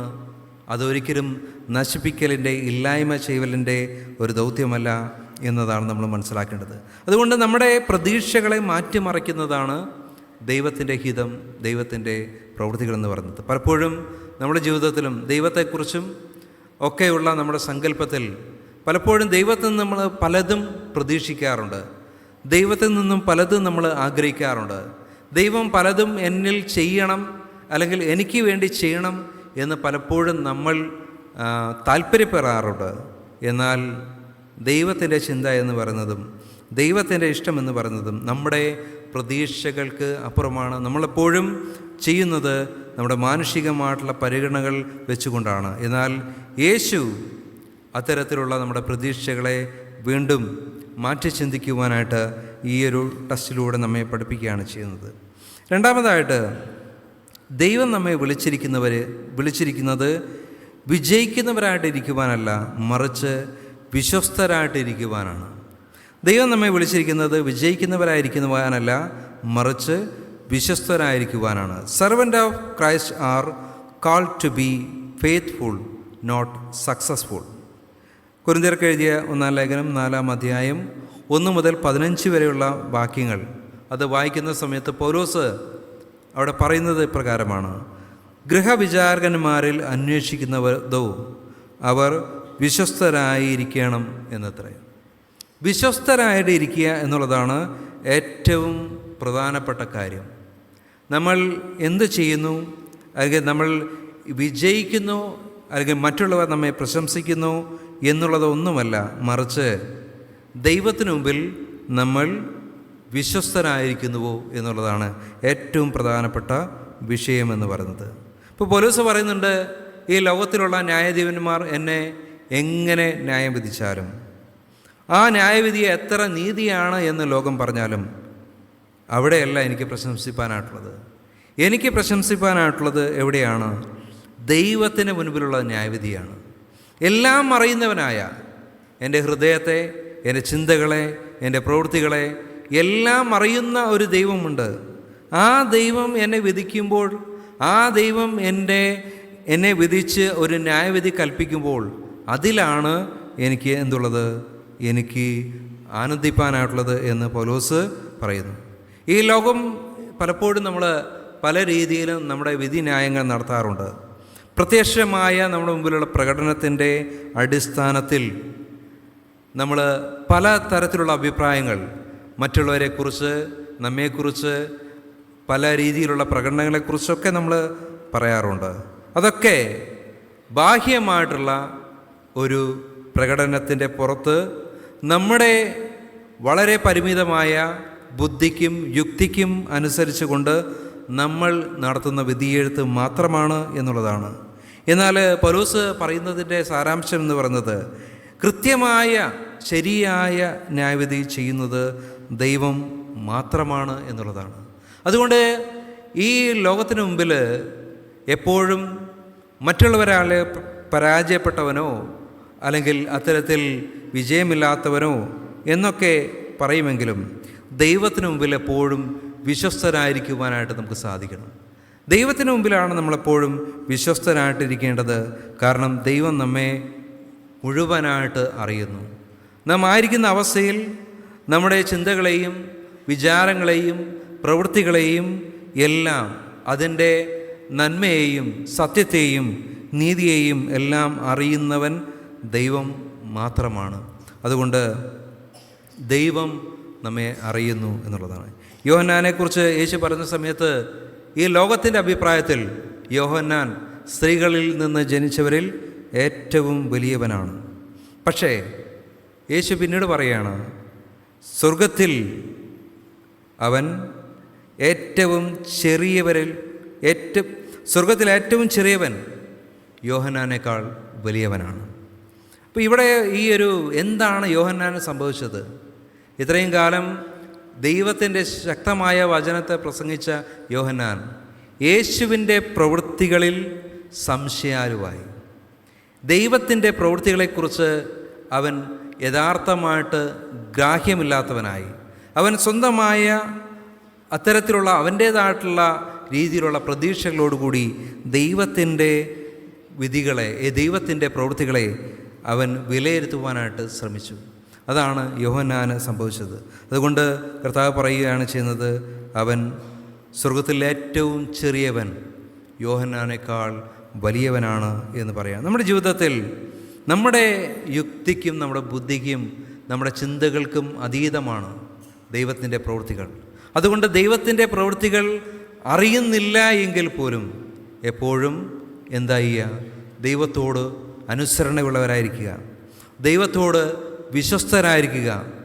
ദൈവത്തിൻ്റെ അല്ലെങ്കിൽ ദൈവം നമുക്ക് നൽകിയിരിക്കുന്ന ആ ഉത്തരവാദിത്വത്തിൽ, ദൈവം നമുക്ക് നൽകിയിരിക്കുന്ന ദൗത്യത്തിൽ ഏറ്റവും വിശ്വസ്തരായിട്ട് ഇരിക്കുക എന്നുള്ളതാണ്. അതുകൊണ്ട് എല്ലാ ജഡ്ജ്മെൻറ്റുകളും കഴിഞ്ഞ ദിവസങ്ങളിൽ ത്രിതല പഞ്ചായത്തിൽ നടന്ന മത്സരം, പല ആളുകളും നല്ല സുസ്ഥിരമായിട്ടുള്ള സേവനം ചെയ്തിട്ടും ചിലർ തോറ്റുപോയിട്ടുണ്ട്. അല്ലെങ്കിൽ അങ്ങനെയുള്ള പല സംഭവങ്ങളും ഉണ്ടായിട്ടുണ്ടാകാം. എന്നാൽ ഏത് രംഗത്ത് പ്രവർത്തിക്കുന്നവരാണെങ്കിലും അവിടെ നമ്മുടെ മനസാക്ഷിയോട് നമുക്ക് ഒരു വിശ്വസ്തത പുലർത്തുവാനായിട്ട് സാധിക്കണം. ഞാൻ ആയിരിക്കുന്ന ഇടത്ത്, ഞാൻ ആയിരിക്കുന്ന എൻ്റെ മണ്ഡലത്തിൽ, പ്രവർത്തന മണ്ഡലത്തിൽ, അല്ലെങ്കിൽ ഞാൻ ആയിരിക്കുന്ന എൻ്റെ എല്ലാ ജോലിക്കാര്യങ്ങളിലും പ്രവർത്തനങ്ങളിലും ഏറ്റവും ആത്മാർത്ഥതയോടുകൂടി ഞാൻ എൻ്റെ ഉത്തരവാദിത്തം ചെയ്തു, ഞാൻ എൻ്റെ പ്രവൃത്തി ചെയ്തു. അത് ദൈവത്തോട് ധൈര്യമായിട്ട് പറയുവാൻ, ദൈവത്തോട് ധൈര്യമായിട്ട് ഏറ്റു പറയുവാൻ, ദൈവത്തോടും എൻ്റെ ഉത്തരവാദിത്തത്തോടും ഞാനെപ്പോഴും ആത്മാർത്ഥത പുലർത്തിയിരുന്നു, ഞാനെപ്പോഴും വിശ്വസ്തനായിരുന്നു എന്ന് പറയുവാനായിട്ട് നമുക്ക് സാധിക്കുന്നുവെങ്കിൽ അവിടെ ദൈവത്തിൻ്റെ കൃപ അനുഭവിക്കുവാനായിട്ട് നമുക്ക് സാധിക്കും. അതിനു വേണ്ടിയിട്ടാണ് ദൈവം നമ്മെ വിളിച്ചിരിക്കുന്നത്. ഒരിക്കലും വിജയിക്കുവാനായിട്ടല്ല, മറിച്ച് വിശ്വസ്തരായിട്ടിരിക്കുവാൻ, എവിടെയാണെങ്കിലും വിശ്വസ്തരായിട്ടിരിക്കുവാനായിട്ട് നമുക്ക് സാധിക്കണം. അതുകൊണ്ട് നമ്മുടെ ഉത്തരവാദിത്തങ്ങളിൽ, നമ്മുടെ ഭവനത്തിൻ്റെ ഉത്തരവാദിത്തങ്ങൾ, നമ്മുടെ ജോലി സ്ഥലത്തുള്ള ഉത്തരവാദിത്തങ്ങൾ, ബന്ധങ്ങളിലുള്ള നമ്മുടെ ഉത്തരവാദിത്തങ്ങൾ, ഇതെല്ലാം വലിയ വലിയ ചെറിയ ചെറിയ കാര്യങ്ങളാണ് എന്ന് തോന്നാമെങ്കിലും അതെല്ലാം വലിയ വലിയ കാര്യങ്ങളാണ്. ആ ചെറിയ കാര്യങ്ങളിലും എപ്പോഴും വിശ്വസ്തരായിട്ട് ഇരിക്കുവാൻ നമുക്ക് സാധ്യമായിട്ട് തീരട്ടെ. ദൈവത്തിൽ നിന്ന് നമ്മൾ പ്രതീക്ഷിക്കുമ്പോൾ നമ്മുടെ യുക്തിക്കനുസരിച്ച് പ്രതീക്ഷിക്കാതെ ദൈവം നമ്മൾ ചെയ്യുന്നതിനെ എപ്പോഴും സന്തോഷത്തോടു കൂടി അതിനെ അംഗീകരിക്കുവാനായിട്ട്, ദൈവത്തിൻ്റെ പദ്ധതികൾ നമ്മുടെ പദ്ധതികളെക്കാൾ അപ്പുറമാണ് എന്ന് ചിന്തിക്കുവാനായിട്ട് നമുക്ക് സാധ്യമായിട്ട് തീരണം. പ്രത്യേകിച്ച് കർത്താവിൻ്റെ വരവിന് വേണ്ടി കത്തിരിക്കുകയും ധ്യാനിക്കുകയും ചെയ്യുന്ന ഈ നാളുകളിൽ എപ്പോഴും വളരെ പ്രതീക്ഷയോടുകൂടി, ദൈവത്തിലുള്ള പ്രതീക്ഷ കൈവിടാതെ ദൈവത്തിൽ ആശ്രയിച്ചുകൊണ്ട് ജീവിക്കുവാനും, വിജയിക്കുന്നവരായിട്ടല്ല മറിച്ച് എപ്പോഴും വിശ്വസ്തരായിട്ടിരിക്കുവാനും ദൈവത്തിൻ്റെ പരിശുദ്ധാത്മാവ് നമ്മെ സഹായിക്കുമാറാട്ടെ. നമുക്ക് പ്രാർത്ഥിക്കാം. കരുണയും സ്നേഹവും നിറഞ്ഞ സ്വർഗീയ പിതാവേ, കർത്താവെ, അങ്ങയുടെ ഹിതങ്ങൾ കർത്താവ് ഞങ്ങൾ അറിയുന്നില്ല. അതറിയുവാനായിട്ടുള്ള കഴിവ് ഞങ്ങൾക്കില്ല, ഞങ്ങൾ പരിമിതരാണ് എന്ന് ഞങ്ങൾ മനസ്സിലാക്കുന്നു. അതുകൊണ്ട് എപ്പോഴും ദൈവത്തിൻ്റെ എല്ലാ പദ്ധതികളും ഞങ്ങളുടെ ജീവിതത്തിൽ അതിനെ ശിരസാവഹിക്കുവാനായിട്ട്, സ്വീകരിക്കുവാനായിട്ട്, അതിനെപ്പോഴും മാനിക്കുവാനായിട്ട് ഞങ്ങളെ അവിടുന്ന് സഹായിക്കുമാറണമേ. അങ്ങയോട് എപ്പോഴും വിശ്വസ്തതയുള്ളവരായിട്ട്, നിങ്ങളുടെ എല്ലാവിധമായിട്ടുള്ള പ്രവർത്തന മണ്ഡലങ്ങളിലും വിശ്വസ്തയോടുകൂടി ജീവിക്കുവാനായിട്ട് ഞങ്ങളെ അവിടുന്ന് സഹായിക്കണമേ. അങ്ങനെ ക്രിസ്തുവിൽ ഞങ്ങളെ തന്നെ സമർപ്പിച്ചുകൊണ്ട് കർത്താവിൻ്റെ ഹിതമനുസരിച്ച് ജീവിക്കുവാൻ, രൂപാന്തരപ്പെട്ടവരായിട്ട് ജീവിക്കുവാൻ ഞങ്ങളെ അവിടുന്ന് സഹായിക്കണമേ. പ്രാർത്ഥന കേൾക്കുന്നതിനായ സ്തോത്രം. യേശു ക്രിസ്തുവിൻ്റെ ധന്യമുള്ള നാമത്തിൽ തന്നെ.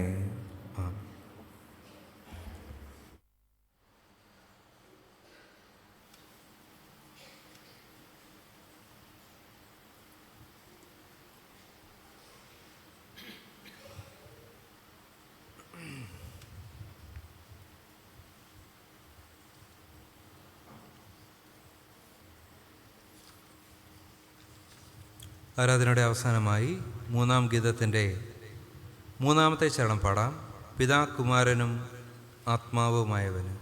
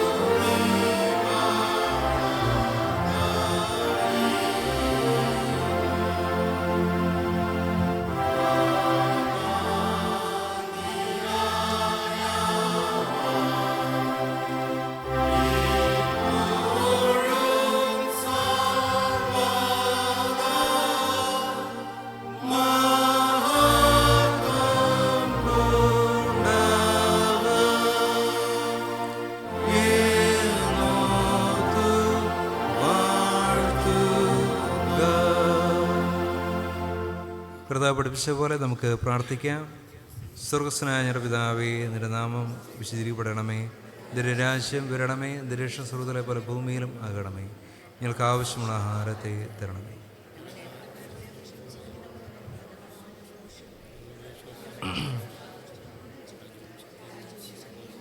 എന്നേക്കും നിനക്കുള്ളതല്ലോ.